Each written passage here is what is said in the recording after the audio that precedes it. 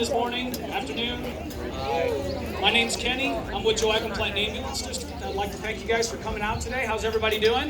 Good. Thank you. We're going to get a real quick picture of you guys. All right, now let's make it look like you're all alive. Everybody, hands up in the air. Excellent. Now look like you're having fun.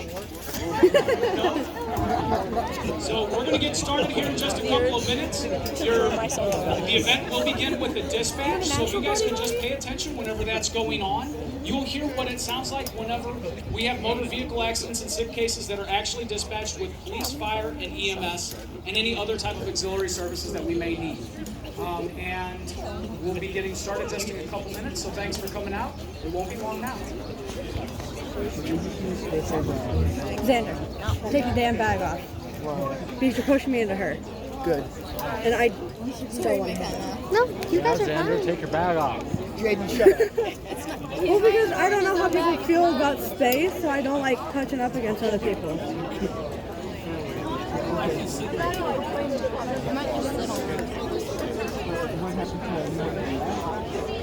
I just wish they did this on a day that's not so sunny and hot. We did it on a day where it was about a storm. We sat through the whole storm while they were crashing.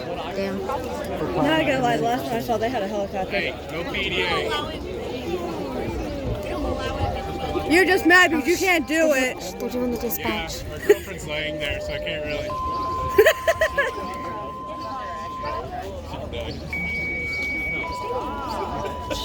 I feel so bad for you. I didn't know that. That's pretty obvious. Okay. Now that I understand my confusion because I'm walking on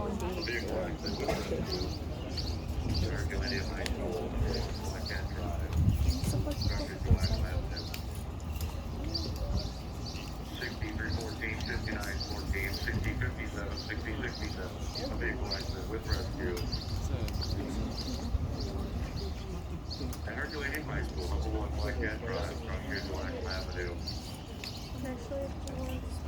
856 of you going up high.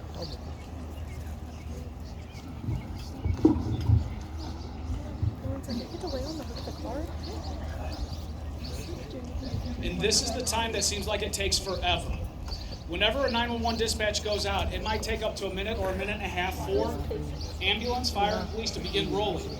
This is going to be times where the only people available to you at that time is yourself and other bystanders.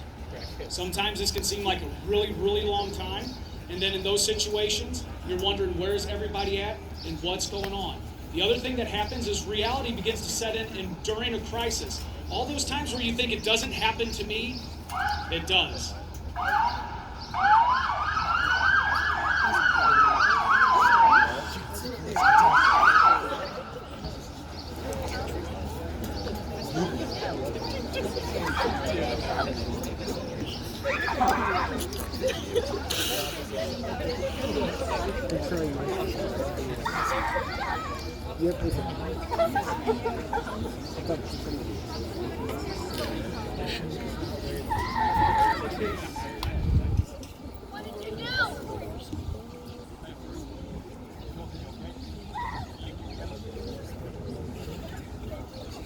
Police officers get on the scene and they start initial triage. This is the sorting and selection of the most injured victims from walking wounded to deceased.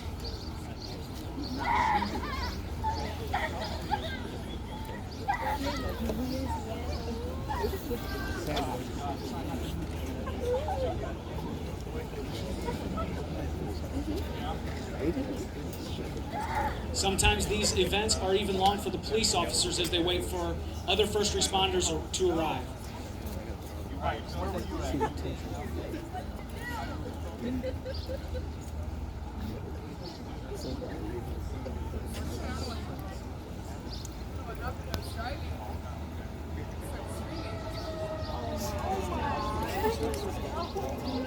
In certain situations, you guys will be greeted by many people who want to stop and help you, and that's great. And sometimes those are life-saving efforts.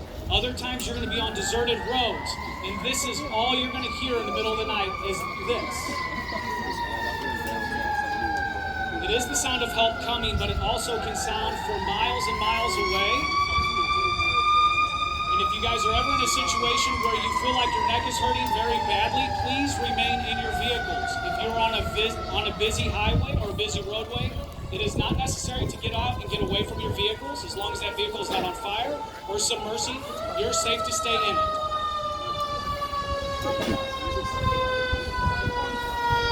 This is Herculaneum Fire Protection District 6314 and Dunklin Fire Protection District 5914 arriving on the scene. They will begin a second session of triaging and determining which cars need to be dealt with first.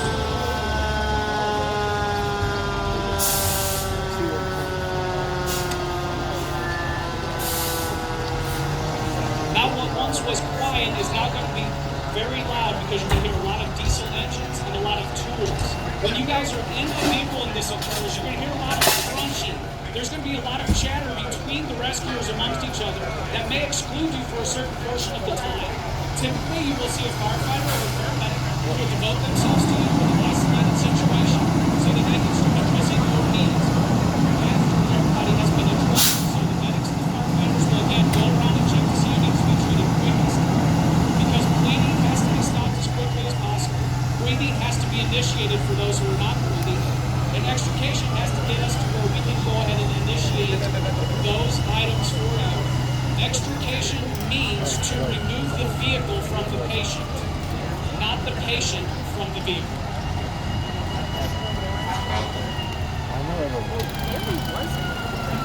She's on the other side. JPET Ambulance 6057 is arriving on the scene. All I know is he's in the front.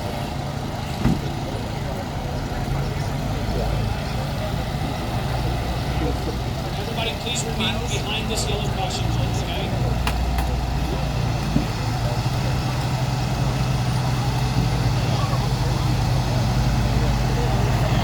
Medics Chelsea Neff and Cheyenne Drury are mounted to 57 today.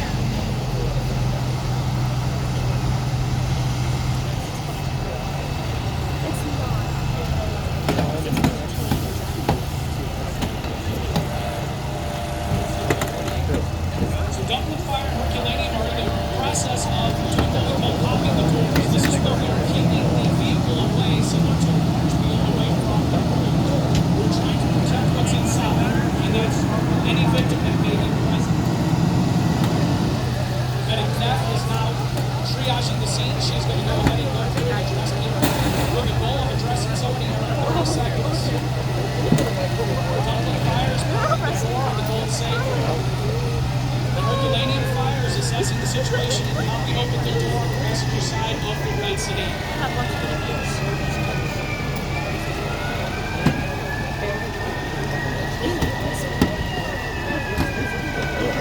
Whenever you guys start your patient care treatment, there's going to be a series of questions that the firefighters, police officers, and EMS are going to ask you.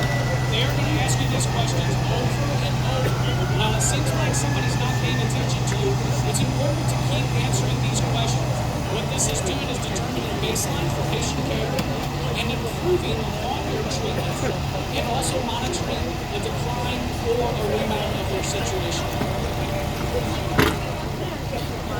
Right now, Dunklin Fire is cutting the feed killer. Oh, no, they're still popping the door. I'm sorry, I just couldn't see around Scott. JPET Ambulance 6027 is on the scene with medic Schumer and medic Foley.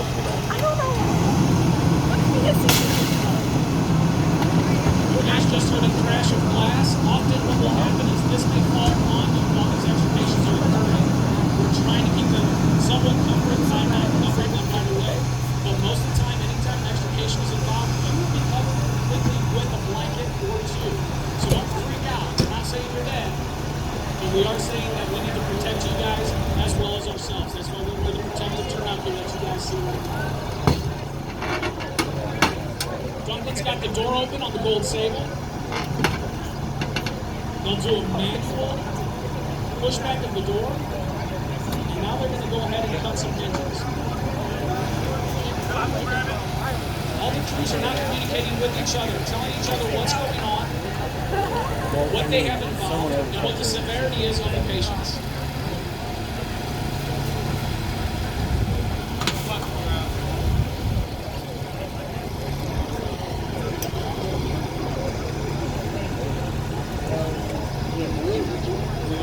with some bystanders as well.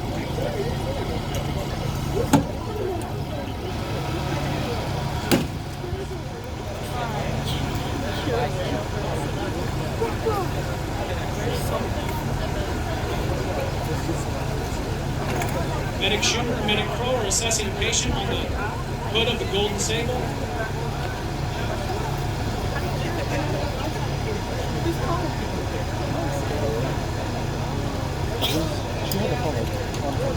Oftentimes, you guys will be brought out on a backboard. This is what Dumpling Fire Captain Slinkard is picking up right now. This is the #1 splint that we utilize on the ambulance and for your care. It splints essentially each bone in the body all at once.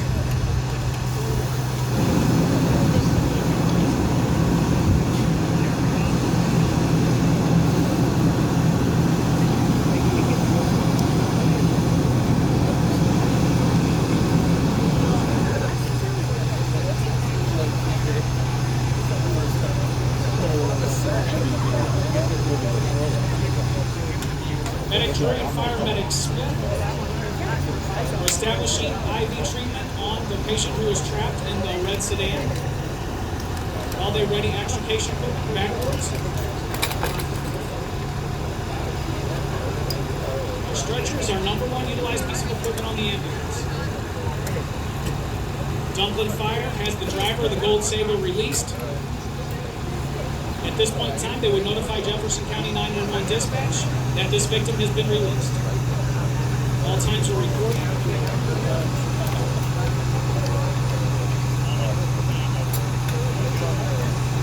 Unnecessary tools will be retrieved by fire personnel and also other rescuers.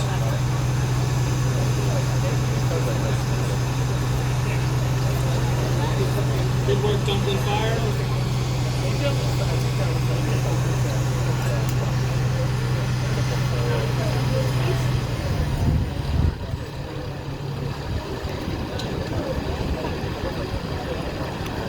Patrolman Miller will now be evaluating the status of the driver of the red sedan. He's going to be performing a non-stop walking to him and a one-leg stand on this driver to discover what type of impairment he may have. Then the final thing will be a neurological test with a horizontal gaze and nystagmus pressure. They don't want to. The victim from the red sedan is released. It looks like our driver may have some difficulty on that run.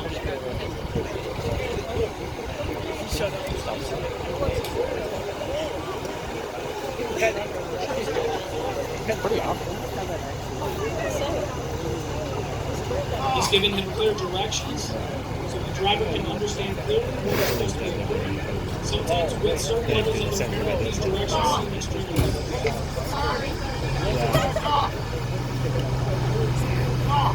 There's an open fractured tibia fibula of the patient from the sedan. Stabilization is acquired by the backboard.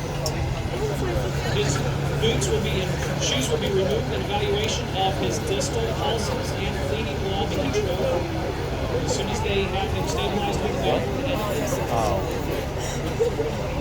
What do you guys think about the driver? He's not very steady. I've seen chickens walk a straight line with that. They're making they're walking in a straight line. So you're off with Fire backwards. personnel are loading the second patient into the ambulance. While they are in the ambulance, they will go ahead and proceed with further resuscitative efforts that are necessary for the patient or any type of medical treatment that they render is necessary.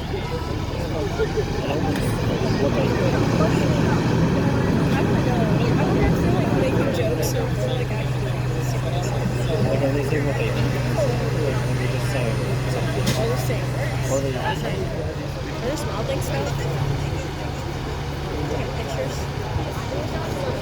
With the dead body still there? As we mentioned earlier, this is the one-leg stand. Patrolman Miller is doing the impaired driver. 6057 is transported to a trauma facility near you.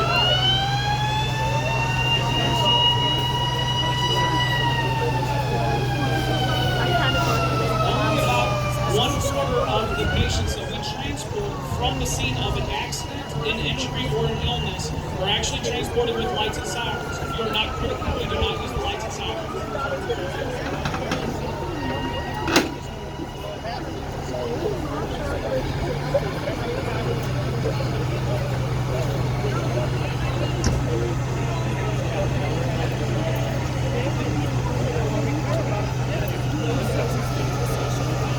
Caleb. Looks like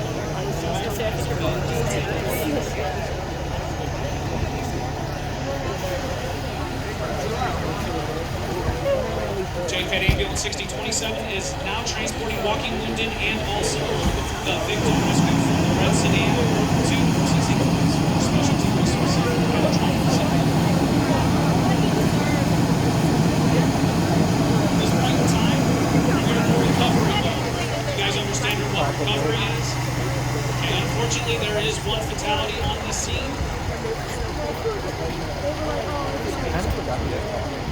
On this particular situation, Vineyard's Front Door has been contacted by the police department, and they'll be responding in to go ahead and take care of the remains of the deceased person. They're all back. Well, They're like, poor Lawrence, is this the latest? the other half. Millions. You're getting everything from our baddies.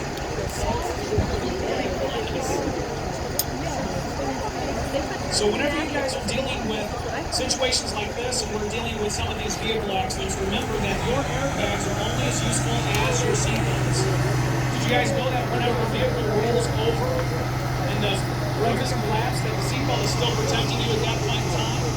It's not actually pinning you to the seat. Whenever the vehicle, which is the door, where the door shuts up against, that's where your seatbelt attaches to up high. Whenever that gets pushed down, you also are pulled down with it so that you remain safe as the vehicle's roof may be collapsing into the cabin. And Vineyards is on the scene.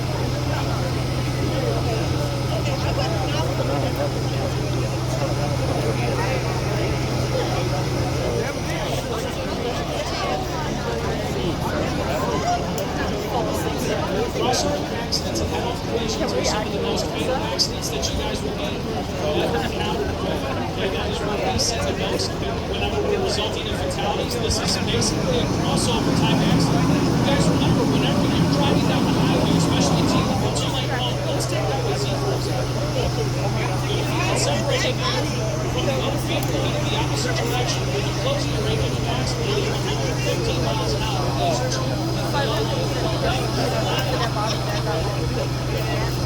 this is what may have happened in this situation, in this scenario, resulting in fatality. Unfortunately, requiring the need of Vineyards.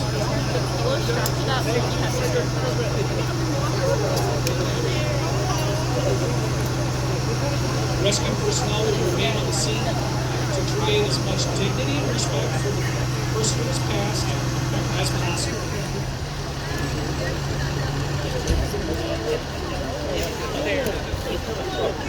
She's so good at being one.